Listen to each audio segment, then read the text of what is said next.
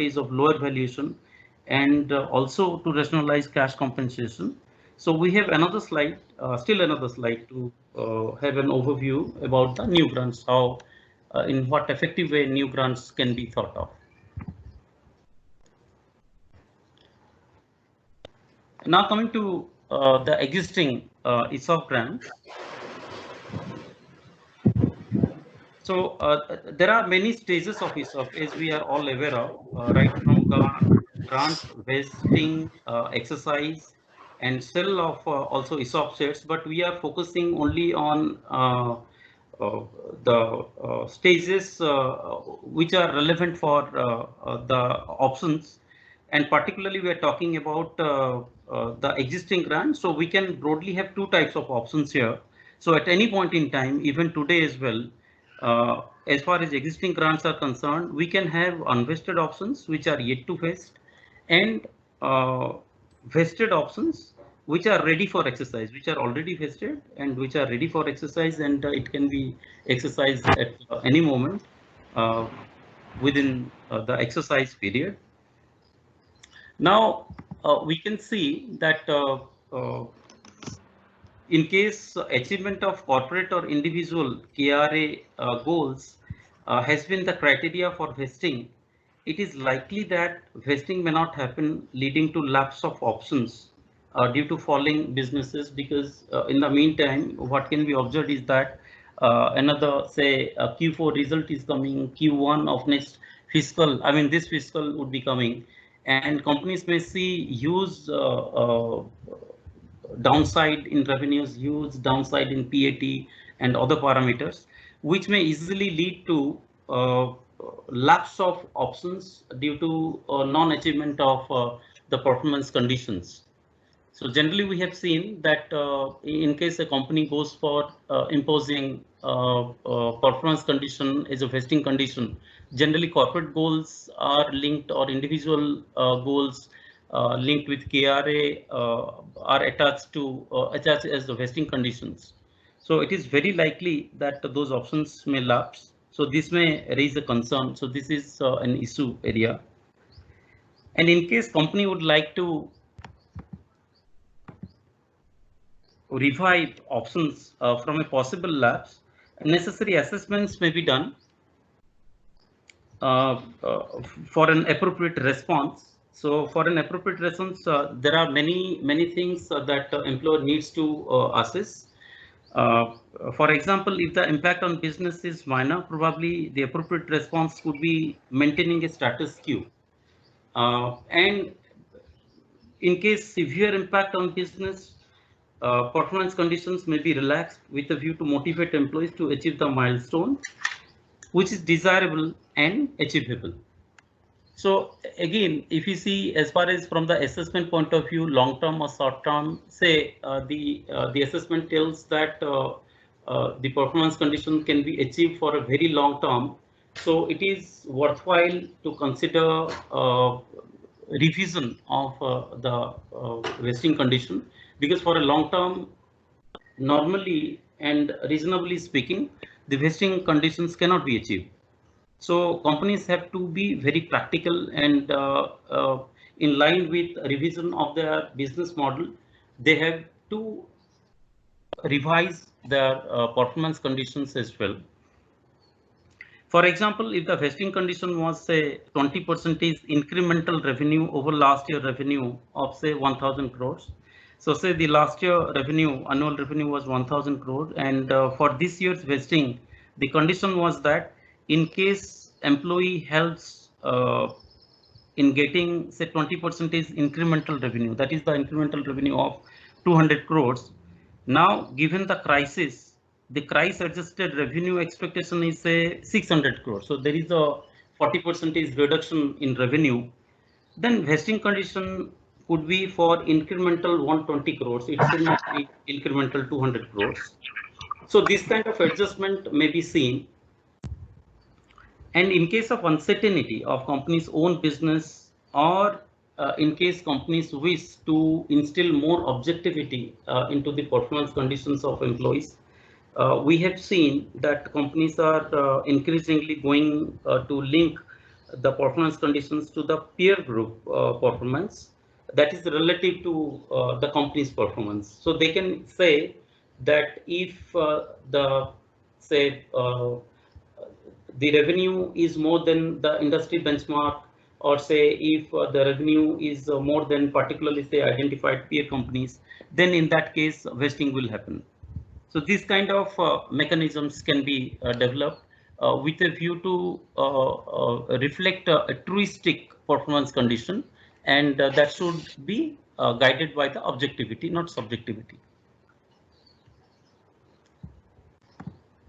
Now coming to another thing, so we talked about what shall be the way forward, particularly for the unvested options which are waiting for vesting, and vesting may eventually lapse because there is no achievement of business milestones due to this crisis. Now, if you see the concept of underwater options, now underwater options are such concepts which which are applicable to both unvested options as well as vested options. So it is not a case that an option is already vested and ready for exercise, and now employee as and when sees that the options are underwater, that creates a concern. It is not a case, but it applies to all the options whether vested or unvested. And the concept of underwater option is that uh, that the options become underwater when the market price goes below the exercise price. So if you see today's situation, when say prices are in the range of 1 year low to even 10 years low, it is assumed that in most cases options would have been underwater unless granted at the face value. So for example, we can see the severity of underwater. So there are severities of underwater options as well. For example, company had granted an option at 100 rupees exercise price. Now the price has uh, gone down to say 90 rupees. So there is only 10 percentage price erosion. So it is relatively it has relatively lesser severity as compared to a price if it would have gone down to say rupees 40 or so. So one thing is that the severity point of view, generally the the underwater options are assessed with a view to judge what kind of appropriate treatment or appropriate response should be given. And for an appropriate response, it needs assessment as to extent of an option has become underwater, as I said you. And other factors like percentage of options affected, unamortized accounting cost, remaining exercise period, etc. So now, as far as the remaining exercise period concept is concerned, you can see that if say options were granted just say in January 20, options were granted at 100 rupees. Now the price is say anything say 80 rupees or 90 rupees, because options were granted afresh, and the options were granted with exercise period of say 5 years or so. So because you have ample time in hand, probably that will give comfort to the employer to maintain a status quo. So that gives the employer the appropriate uh, uh, decision making. I mean, that helps in decision making as to what kind of appropriate response should be provided in that case. But owing to sector business, if it is thought that price can again have a comeback to say in the continuing with the recent example, that prices the exercise price was 100 rupees, and after movement from 100 rupees after the date of grant, the price has gone up to say 150 in the month of say January, and after that again we are now seeing, today we are seeing the price is 90. But owing to the expectation that the sector of the business would improve substantially, and the company believes that the price can again recover within a short period of time, probably that would also give the company to maintain a status quo. So there are various things, and another thing is that what is the unamortized accounting cost, because that is bearing in giving appropriate treatment for the underwater options. Let us see what are the responses generally thought of when we think of underwater options. One is repricing the existing grant. Repricing existing grant means, say, the exercise price was 100. Now the price has gone down to, say, rupees 70 or 80. Now company believes that price is not going to recover within a reasonable period of time. Let us bring the exercise price down to, say, 70 or 80. Now, as far as this repricing decision is concerned, from the assessment point of view, as we had mentioned in bullet point number 4, uh, sorry, it is bullet point number 3, that amortized accounting cost, one has to see that what was the accounting cost already booked. And if the company is going for repricing the existing grant, what additional cost company is going to book. So whether it is worthwhile to reprice the options, or company should see if there is any other alternative to give the same amount of benefit but without repricing. So responses, as we had stated, that these are three, say, mutually exclusive responses. If repricing is done, then the second option, that is cancellation regrant, is not done. If cancellation regrant is not done, then company can think of, say, maintaining status quo, like so.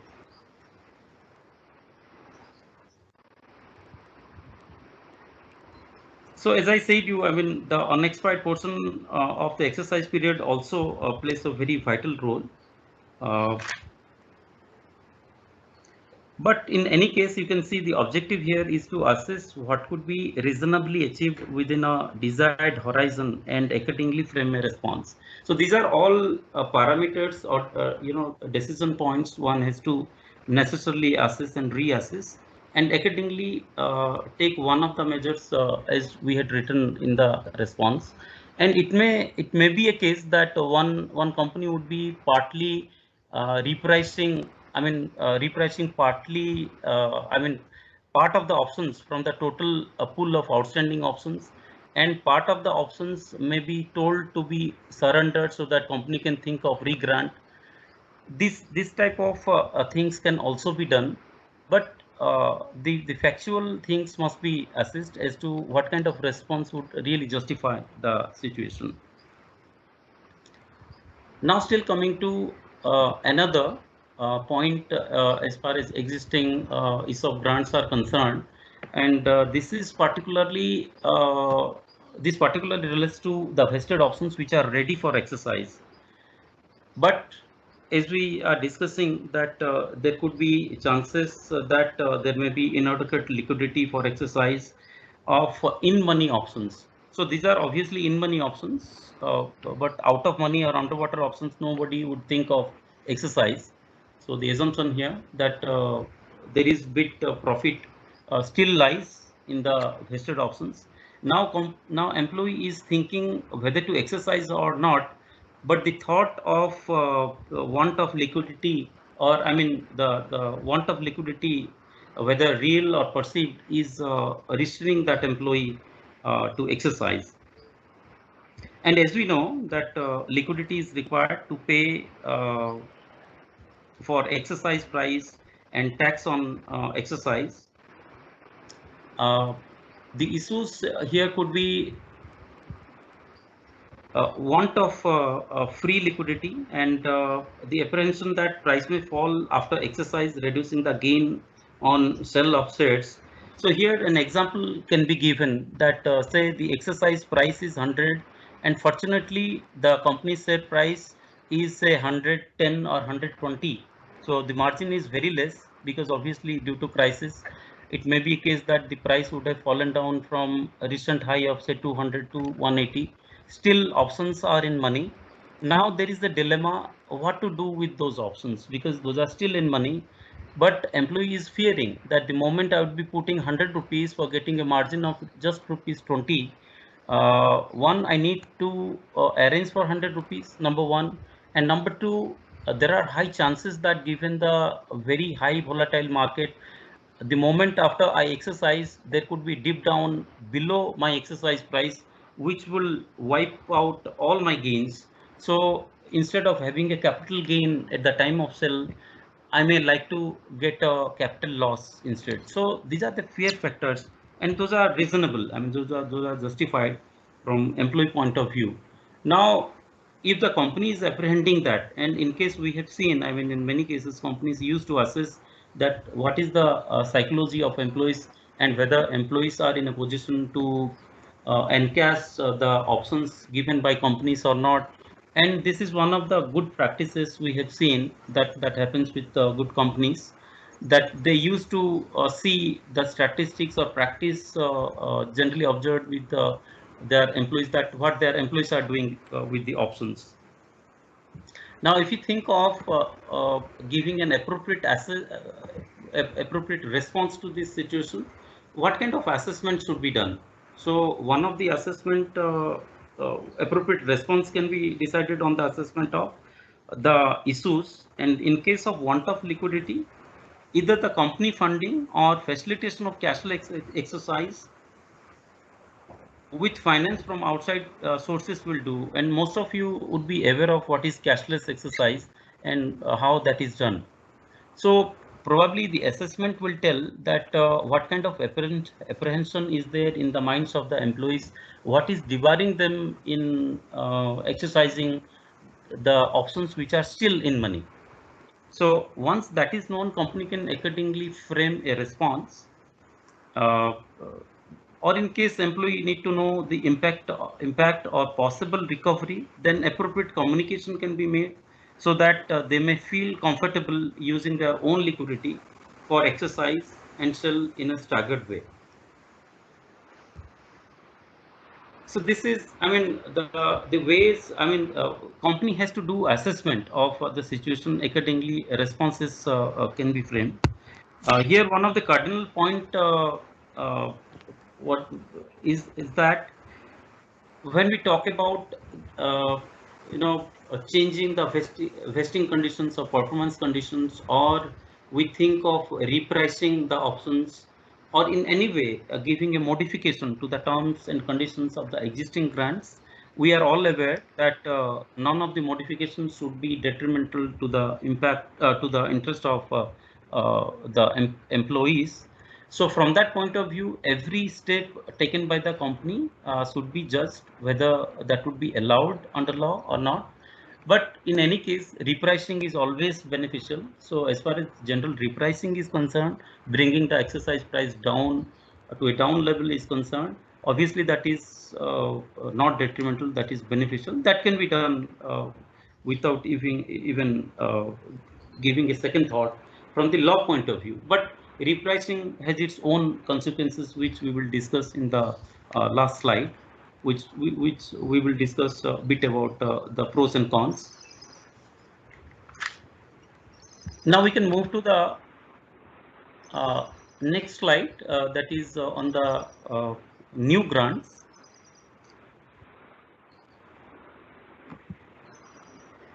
As ESOPs are known as non-cash compensation, the proponent for using ESOPs as a new grant is mainly conservation of cash.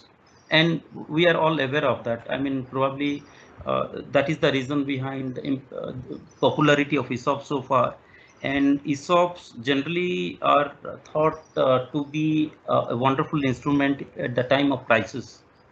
So it is very likely that employer companies would review existing cash compensation structures.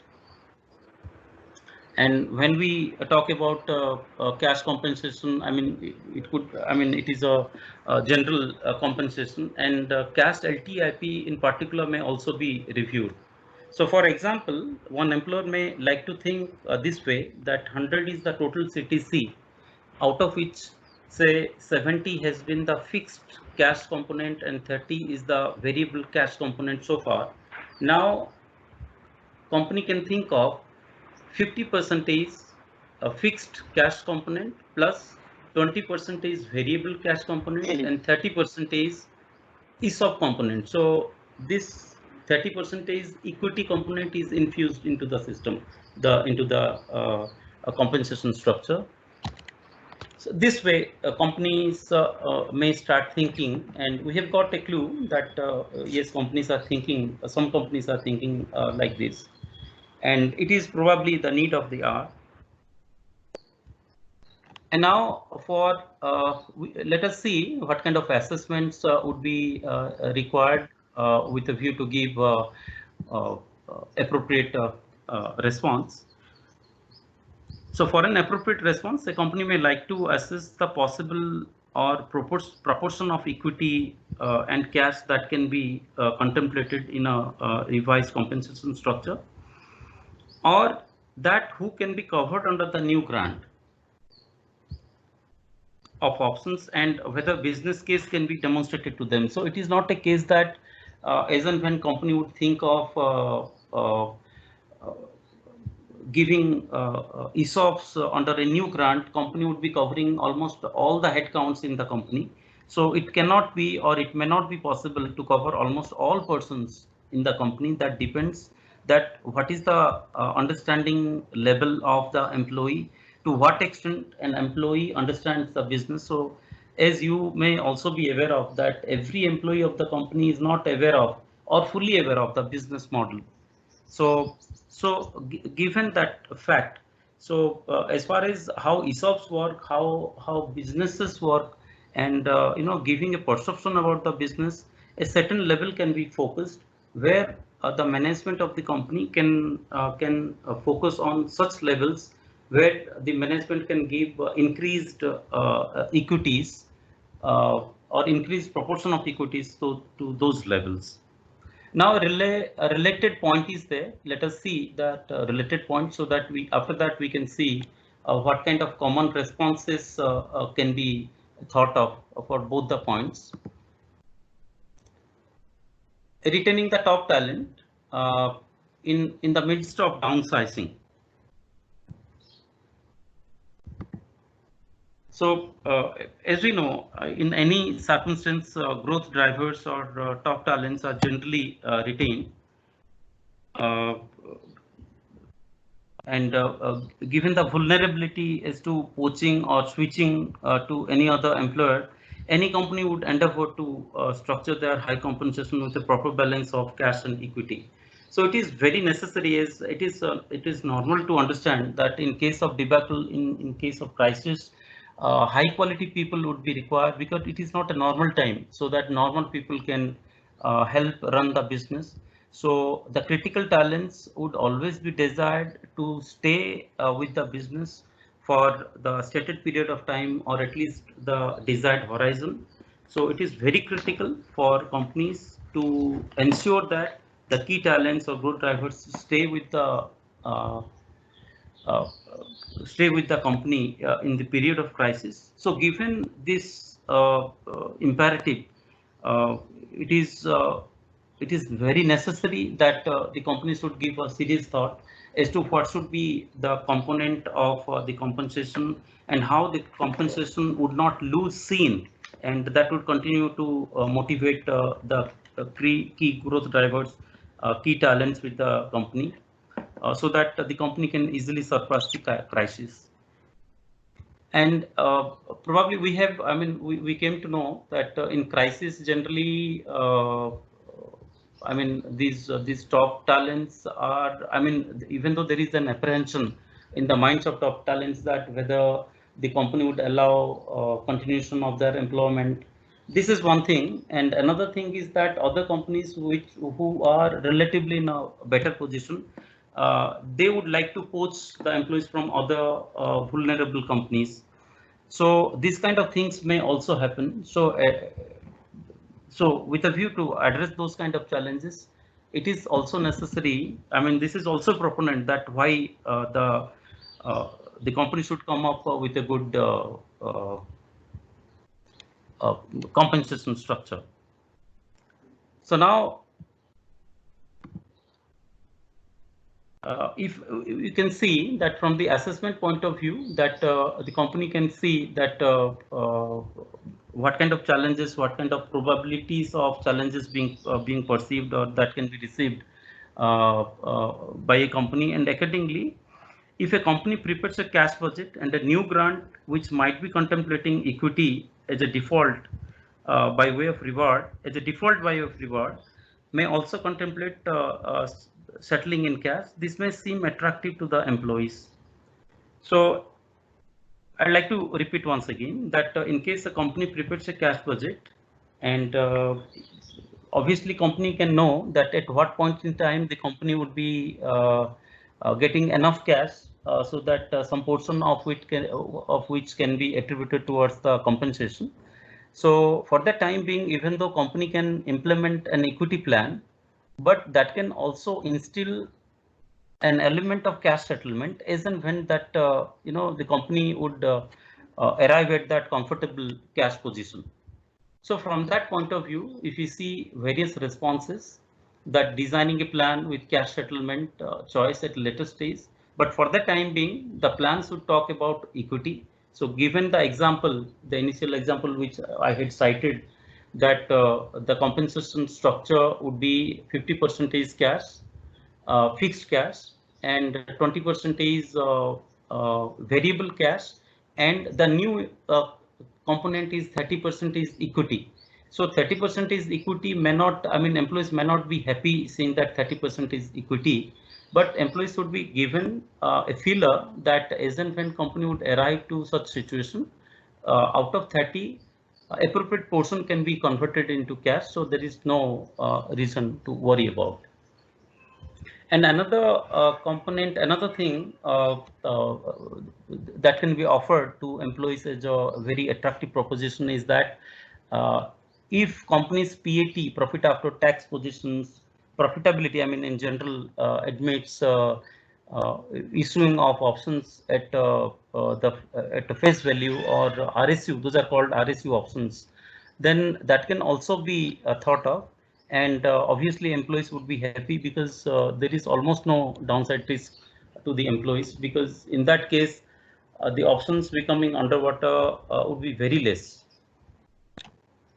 And another thing, as I discussed, that a company can evaluate that I mean, given the various levels of the employees in the company, company can see that at what level of employees have used to have, I mean, good understanding of the business and good understanding of the company valuation and equity valuation, or say how ESOPs work. And accordingly, companies should focus to increase the equity element in the structure, so that company can ensure skin in the game, because they would start feeling as co-owners, and company would really gain out of that. And another vital thing is that there must be a candid discussion with the top talent, and companies should assess that if there is any gap in understanding the business model, then that should be very frankly discussed with the top management, and the company should ensure that the person who has received the equity grant fully understands that what is going to happen, and that person should have a belief in the company. Now coming to the third point, as to attractiveness of ESOP. In doubt, employees may prefer cash. So when a company would take initiative to implement a new plan or issue a new grant, it may come to know that its employees do not have much belief on ESOPs due to recent debacles. So it is a natural thing. I mean, if a person has seen such a dip in the price, so that person may start developing some tendencies of disbelieving in the company valuation, and or due to say due to uncertainties in business valuation, or they may simply wish to get in cash instead of getting in equity, because they might have lost their belief in equity. An appropriate response could be made after we see uh, uh, I mean, after assessing the employees' perception of business, or by assessing if there is any gap in the communication with the employees, as to give them an understanding that owners have about the business, and inculcate the confidence like a co-owner. So the response is communication. So if you know, as owner or management, if management believes that they have a sound business model, their business value is will continue to grow. If at the same time the management perceives that their employees are not having that perception, so probably management, after assessing that there is a negative perception, management must take steps to assess the gap and should fill up that by appropriate communication.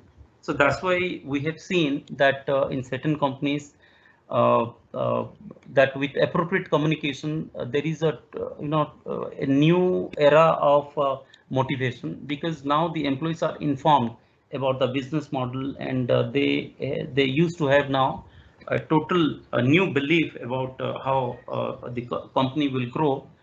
So that will create entirely a new story. But this is a very important aspect, that the management should try to know that what is in the minds of the employees.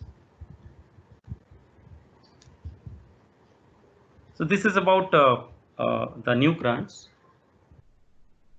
If you come to that takeaways, so in this context, I'd like to tell you that as a company, we had seen 2008 crisis very closely. Uh, and we believe that the current crisis caused by COVID-19, even though a different one, shall also pass on.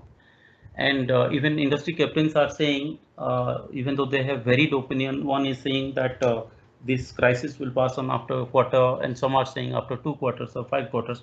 But so definitely it will pass on, and within a short term only. If we consider short term is around, say, 3 to 4 quarters, this is the general belief. But one has to withstand the turbulence what we can see in the forthcoming 2 3 quarters or so. Now, I mean, the crisis needs even strong leaders to overcome, as we discussed, that who generally redraw newer strategies, because the crisis needs strong leadership. It is not a case that the normal leadership can do. If they have all the capability to tackle the crisis, uh, they can do. Otherwise, the management would need some different kind of leadership. So this infers as evidence in past crises that key talents would be re-emphasized more strongly. So it is not a case that businesses would perish, or businesses would start disbelieving in the key leadership, but the key leadership roles shall be re-emphasized and will come with more vigor. So this is our thought, and everybody would like to agree with this. And now this crisis may give new imperative for the equity, for the sake of conservation of cash, as we have seen, and probably cash is the buzzword today. And this may require companies to restructure their compensation with a balanced cash and equity approach. So it shall happen for sure, and everybody would like to conserve the cash.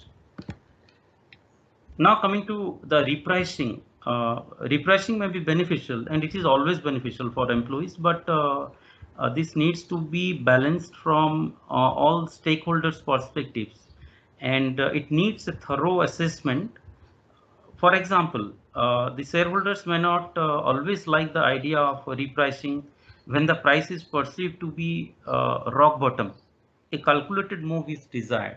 And another thing, as far as repricing is concerned, one needs to see that whether the price of the company's shares has been rock bottom due to company's own fault, or is there any chance of bouncing back very quickly, because the sector in which company is operating the business may recover very fast. And in case, even having that belief that the prices can recover very fast, is in spite of that, if the company would be going for repricing, probably the company would be making employees unjustly rich. So that win-win is not achieved there. So our objective, whatever we have got as an experience in this kind of crisis, and at other times as well, is that there must be win-win at all times. And if a decision is taken as to repricing, it must be taken from all stakeholders' point of view. And of course, employees' interests should also be seen because they are also a vital element of the company. While restating the vesting conditions, the last point, companies may reassess the performance conditions, as we had discussed, that while restating the vesting conditions for an existing grant or outstanding options or performance criteria for a new grant. So in case company uses performance criteria, say the past performances for a new grant, because companies would not achieve that performance, that milestone, probably that may go to impact the new grants as well. So it is not a case that due to dipping down of business, the unvested options will stop. I mean, those unvested options will not vest. Again, in case companies used to have a practice of seeing the past performance and giving a new grant, that would also take a hit. So now companies may revalidate their predefined performance conditions with respect to that of peer companies in the light of the crisis. Whereas factoring, we believe that, whereas factoring in of more percentage of the peer performance relative to a company's performance brings more objectivity, because company itself is not seeing its own performance, because company can pass through several peculiarities, which may be, several things or several disabilities or abilities which may be peculiar to that company. But if the company is operating in a sector, it is worthwhile, it is prudent to see the sector performance as well, or selected peer companies performance, so that some objectivity can be instilled. So with this, we can move to questions and answers. Even though, I mean, it is designed to be a webinar, and the subject matter, we cannot say that it is a small thing, but the analysis can be done to any extent as far as fine-tuned analysis is concerned. But time was less, so we have just thank you, handed over to. Yeah, thank you, Uma. The dialogue has been very helpful. In fact, I also personally learned a lot of, out of it. Thank you, participants. It has been the pleasure, with us talking to you, having here. We will have question answer. We'll pick up, 1-2 question in the last, now the next 10 minutes. Before that, we'll take a minute. I mean, I request, everyone who's participating to, provide their response to the polling questions. There are 5, questions we have asked. These, questions are appearing in your chat window. If you can, provide your response, that will be excellent. This is my request. We'll be using this, data for our research. Also, your responses will be, anonymous. So, the results will not be, available in terms of, who has responded what is not available in the public window. So I request, everyone to provide their response to the polling questions. We'll take a pause for a minute and come back, rejoin this interesting discussion with question and answers.